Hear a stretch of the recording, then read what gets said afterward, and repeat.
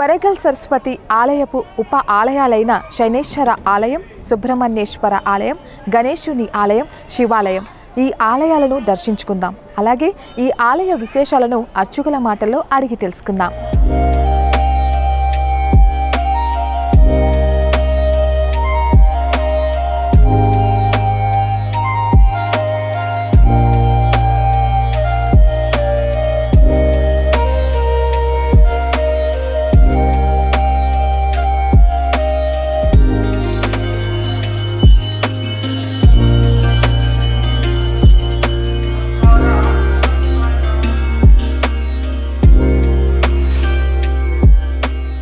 నమస్కారం స్వామి.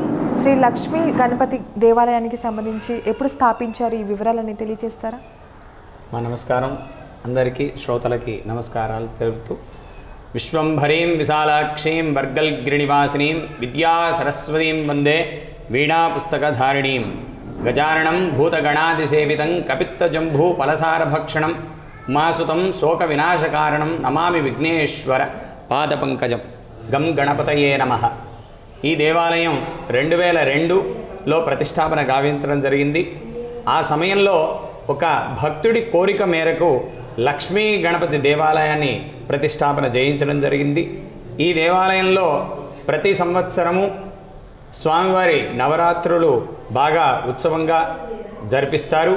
మరియు ప్రతి నెల వచ్చే సంకటహార చతుర్థికి స్వామివారికి విశేషంగా అభిషేకాలు మరియు అర్చనలు భక్తుల చేత జరిపించడం విశేషం. ఇక్కడ ప్రత్యేక పూజలు ఏం జరుగుతూ ఉంటాయి? సంకటహార చతుర్థి బాగా నిర్వహిస్తారు. మరియు లక్ష్మీ గణపతి నవరాత్రులు బాగా ఉత్సవంగా బాగా చేస్తారు. ఆలయానికి వచ్చే ముందే ఇక్కడ అందరూ దర్శించి మన ఆలయానికి మొట్టమొదటగా మనం ఈ దేవాలయానికి అంటే ఈ గుట్ట ప్రాంతానికి రాగానే మీకు ఫస్ట్ దర్శనం అయ్యేది కింద స్వయంభూ శంభులింగేశ్వర స్వామి దేవాలయం. అక్కడ దర్శనం చేసుకొని ప్రతి భక్తులు ఇలా వచ్చి గణపతిని చూసుకొని అమ్మను దర్శనం చేసుకొని తర్వాత సుబ్రహ్మణ్యేశ్వర స్వామి మరియు కళ్యాణ వెంకటేశ్వర స్వామి, శనైశ్వర దేవాలయాలు చూసుకొని అమ్మవారి యొక్క మహాప్రసాదాన్ని స్వీకరించి వెళ్ళటం అనాదిగా వచ్చే సమయం. ఆలయానికి సంబంధించి విషయాలు తెలియజేశారు. థ్యాంక్ యూ, ధన్యవాదాలు.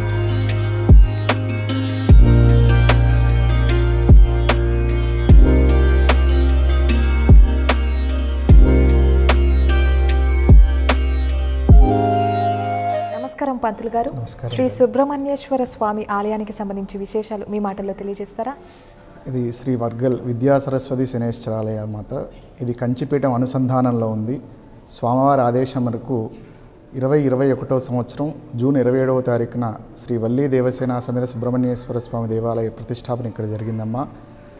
వివాహం కారివారికైనా, సంతానం లేని కోసమైనా, అలాగే భార్యాభర్తల మధ్య అన్యోన్యతకైనా, చదువులు రాని వాళ్ళ కోసమైనా ఎవరైనా చక్కగా సుబ్రహ్మణ్యేశ్వర స్వామి ఆరాధన చేయడం వల్ల సకాలంలో వివాహము, సంతానము, అలాగే భార్యాభర్తల మధ్య అన్యోన్యతము చక్కగా అద్భుతంగా ఉంటుందన్న ఒక ఉద్దేశంతో ఈ ప్రాంతంలో అమ్మవారి దేవాలయంతో పాటు సుబ్రహ్మణ్యేశ్వర స్వామి దేవాలయం కూడా ప్రతిష్టాపన జరిగిందమ్మా. ప్రతినిత్యము కూడా స్వామివారికి అభిషేకము, అలాగే కృతికా నక్షత్రం రోజున విశేష పుష్పార్చన, భస్మార్చన ఇత్యాది కార్యక్రమాలు జరుగుతాయి. అలాగే ఈ డిసెంబర్ 7వ తారీఖున స్వామివారి పుట్టినరోజు అనేటువంటి సుబ్రహ్మణ్య షష్ఠి సంవత్సరానికి ఒకసారి వస్తుందమ్మా. మార్గశిర శుద్ధ షష్ఠి. ఆ రోజు ఉదయము ప్రాతకాలం 4 గంటలకి స్వామివారికి విశేష ద్రవ్యాలతో అభిషేకము, తదుపరి అలంకరణ, తదుపరి లక్ష పుష్పార్చన, తదుపరి మూలమంత్ర హవనము, స్వామివారికి వైభవోపేతంగా శ్రీ వల్లీ దేవసేన సమేత స్వామివారికి కళ్యాణ మహోత్సవము భక్తులచే అత్యంత వైభవంగా జరగబడతాయమ్మా. ప్రతి సంవత్సరం కూడా స్వామివారికి విశేష కార్యక్రమాలు భక్తులచే జరపబడుతూ ఉన్నాయి. ప్రతినిత్యము కూడా స్వామివారి సేవలో చాలామంది భక్తులు వస్తూ పాల్గొని తరిస్తూ ఉంటారు తల్లి. మరి కార్తీక మాసంలో ఎటువంటి పూజా కార్యక్రమాలు జరుగుతూ ఉంటాయి? ప్రతినిత్యము కూడా కార్తీక మాసం అనే కాదమ్మా, 365 రోజులు స్వామివారికి అభిషేక కార్యక్రమం ఉంటుందమ్మా. కార్తీక మాసము కార్తీక పౌర్ణమికి కృతికా నక్షత్రంతో విశేష అభిషేక కార్యక్రమం ఉంటుంది. అలాగే కార్తీక దీపోత్సవం కూడా ప్రతి సంవత్సరం కూడా చేస్తూ ఉంటారు దేవాలయం వారు. దేవాలయానికి సంబంధించి ఎన్నో విషయాలు తెలియజేశారు. ధన్యవాదాలండి.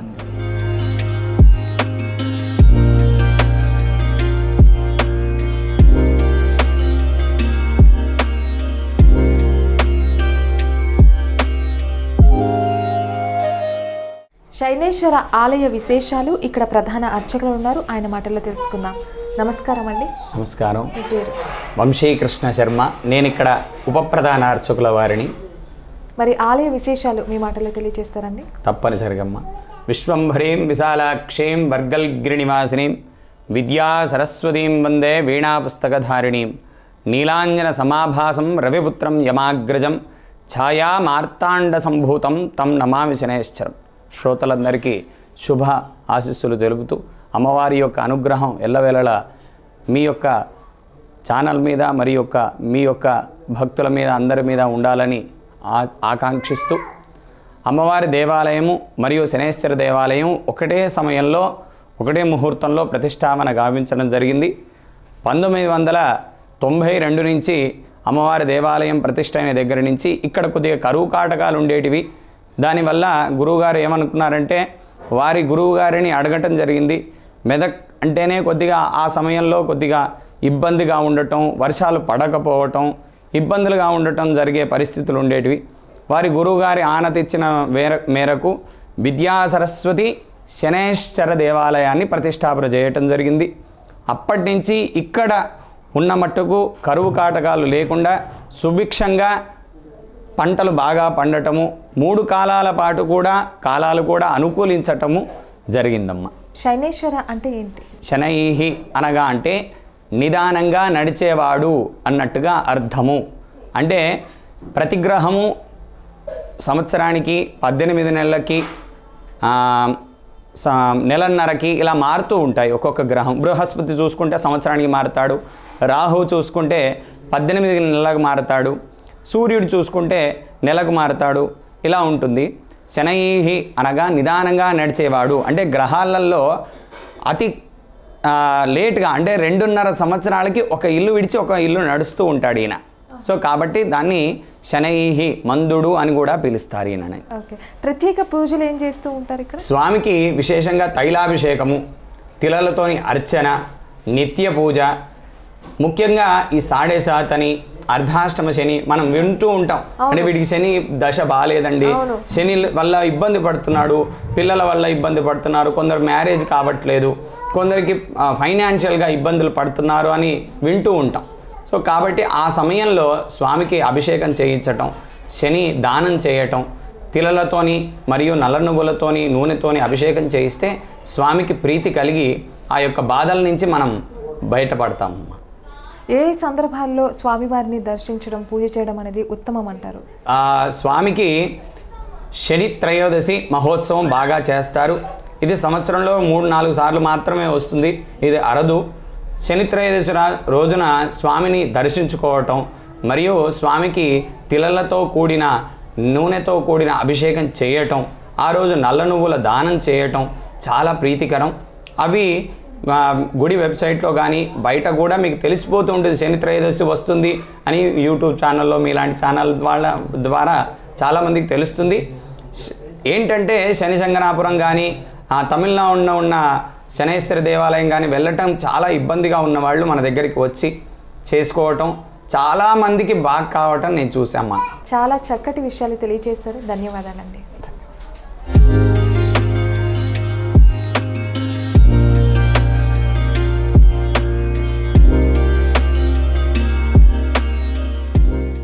వరగల్లో అతి పురాతనమైన దేవాలయం శ్రీ శంభులింగేశ్వర స్వామి ఆలయానికి సంబంధించి ఎన్నో వివరాలు తెలుసుకుందాం. ప్రస్తుతం మనతో పాటు ప్రధాన అర్చకులు ఉన్నారు, ఆయన మాటల్లో తెలుసుకుందాం. నమస్కారం అండి. మీ పేరు?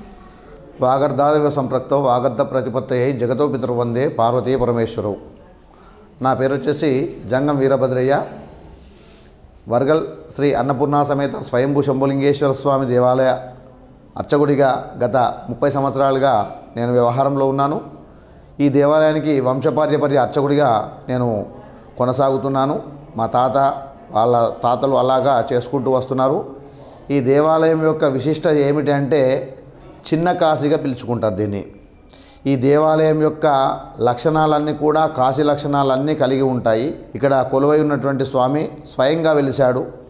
ఆ వెలిసినటువంటి స్వయంభూ లింగాన్ని పూర్వం మునీశ్వరులు కనుక్కోవడం జరిగింది. ఆ తర్వాత మానవులకు తెలియజేశారు. ఈ దేవాలయము స్వామివారి యొక్క వెనుక భాగంలోనే అప్పుడు గతంలో ముందు భాగం ఉండేది, ఇప్పుడు వెనక భాగం అయింది. వెనక భాగంలో పాలగుండం అని ఉంటుంది, గంగ. ఎప్పుడూ కూడా ఆ యొక్క రుచి కానీ రంగు కానీ మారకుండా ఆ స్వామివారికి అభిషేకం చేయడానికి అది ఉపయోగిస్తాము. ఆ యొక్క జలాన్ని పాలగుండము అని చెప్పేసి వ్యవహరించుకుంటాము. ఆ దేవాలయం వెనక భాగం లోపల కాలభైరవ స్వామి ఉంటాడు. కాలభైరవ స్వామి వెనక భాగం లోపల పక్కనే శ్మశాన వాటిక ఉంటుంది. ఇక్కడ పూర్వం మునీశ్వరులు ఎవరైతే తపస్సులు చేశారో వారి అందరి యొక్క వేదఘోష, అంటే ఇప్పటికీ కూడా ఈ కొండపైన ఎవరైనా పడుకున్నటువంటి వారికి, శ్రద్ధాభక్తులు కలిగినటువంటి వారికి వేదఘోష మంత్రాలు వినిపిస్తుంటాయి. దాన్ని వేదఘోష అంటారు. అంతేకాకుండా కాశీలో ఉన్నటువంటి స్వయంభూ క్షేత్రానికి ఈ క్షేత్రానికి కలిగినటువంటి అస్సలైన క్షేత్రమైనటువంటి మహిమ అంటే నాగసర్ప సేవ. అక్కడ సప్తముఖంలో మణి కలిగినటువంటి సర్పం సేవ చేస్తే ఇక్కడ పంచముఖంలో మణి కలిగినటువంటి సర్పం సేవ చేయబడుతుంది. ఈ యొక్క 6 లక్షణాలన్నీ కూడా కాశీ లక్షణాలన్నీ ఉంటాయి. కాబట్టి పూర్వము పెద్దలందరూ కూడా కాశీ అన్నపూర్ణ సమేత శంభులింగేశ్వర స్వామిని పిలుచుకుంటారు, చిన్న కాశీగా పిలుచుకుంటారు. శ్రావణ మాసం వచ్చిందంటే ఇక్కడ వచ్చి పబ్లిక్ అంతా కూడా చిన్న పెద్ద అందరూ తేడా లేకుండా వనభోజనాలు చేసుకొని ఆ జలాన్ని తీసుకెళ్ళి పాడి పంట పశువులకు మానవులకు వాడుకొని సర్వరోగ నివారణగా వాడుకోవడం ఆనవాయితీగా వస్తున్నది. ఇప్పటికీ కూడా ఆ యొక్క తంతు నడుస్తున్నది.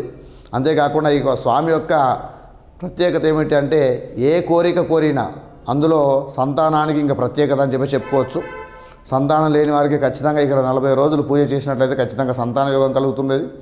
అంతేకాకుండా ఏ కోరిక కోరినా కూడా మండల కాలంలో తీర్చేటువంటి యోగ స్థితి కలిగినటువంటి వాడు ఈ యొక్క అన్నపూర్ణ సమేత శంభులింగేశ్వర స్వామి అని పూర్వం నుంచి ఇప్పటి వరకు మేము చూస్తున్నటువంటి విషయాలలో మేము సాక్షాత్తుగా అనుభవంలో తెలుపుతున్నటువంటి విషయము. అంతేకాకుండా ఈ యొక్క స్వయంభూ శంభులింగేశ్వర స్వామి అనుగ్రహంతోనే ఇక్కడ ఈ కొండపైన శంభులింగేశ్వర స్వామి కొండపైన సరస్వతి దేవాలయ ప్రతిష్టాపన కూడా ఆ యొక్క సాక్షాత్తుగా శివుడే పర్మిషన్ ఇచ్చాడు. నాగసర్ప రూపంలో ఎక్కడైతే నేను కనిపిస్తానో అక్కడ దేవాలయం కట్టమని చెప్పేసి అప్పన్ కందాడ శ్రీనివాసాచారి గారికి చెప్తే అతని శిష్యుడు చంద్రశేఖర సిద్ధాంతి గారు ఇంకా 4-5 సిద్ధాంతులు కలిసి అక్కడ దేవాలయం నిర్మించడం జరిగినది. ఆ తర్వాత భక్తుల కోరిక మేరకు దివదిన ప్రవర్త మార్గంగా ఈ దేవాలయాలు పెంచుకుంటూ శనేశ్వర ఆలయము, లక్ష్మీ గణపతి, సుబ్రహ్మణ్యేశ్వర ఇవన్నీ కూడా నిర్మించడం జరిగినది. ఈ యొక్క విశిష్టత అంటే ఈ యొక్క స్వయంభూ క్షేత్రానిదే.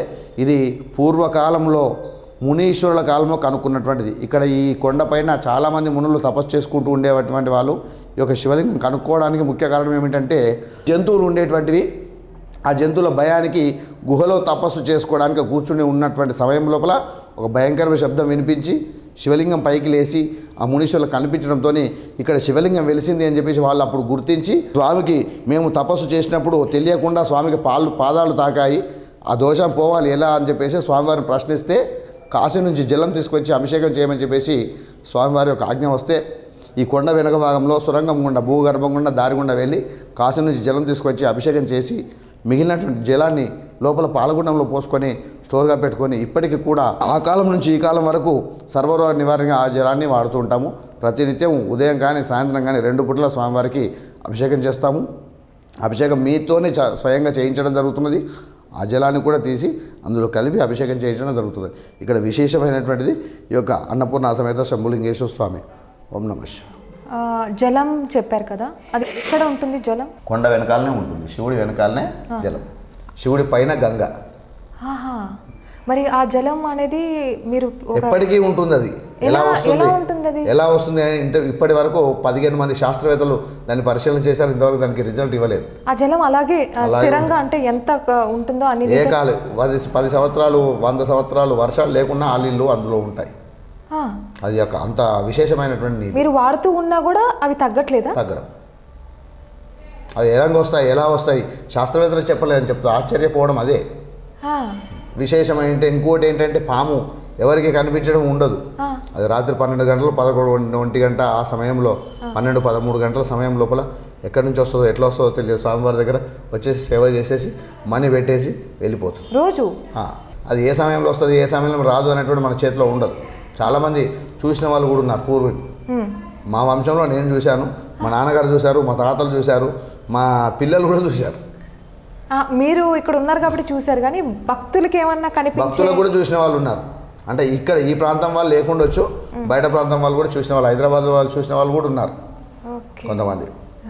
సో చాలా అదృష్టం అంటారా సార్? చూసిన వారికి మంచి జరిగిన అంత అదృష్టమే అది.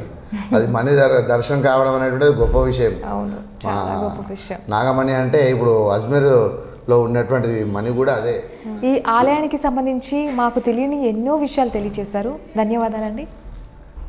సరస్వతి దేవి అయి నమః. మేము ఈ గుడికి 30 సంవత్సరాల నుంచి వస్తున్నాము. చంద్రశేఖర్ శర్మ గారు ఈ గుడిని చాలా డెవలప్ చేశారు. ఆయనకి జన్మత రుణపడి ఉంటాము మేమందరము. చాలా శంభు లింగేశ్వర స్వామి ఉండేవారు, ఇప్పుడు అది కూడా చాలా మార్పు వచ్చింది.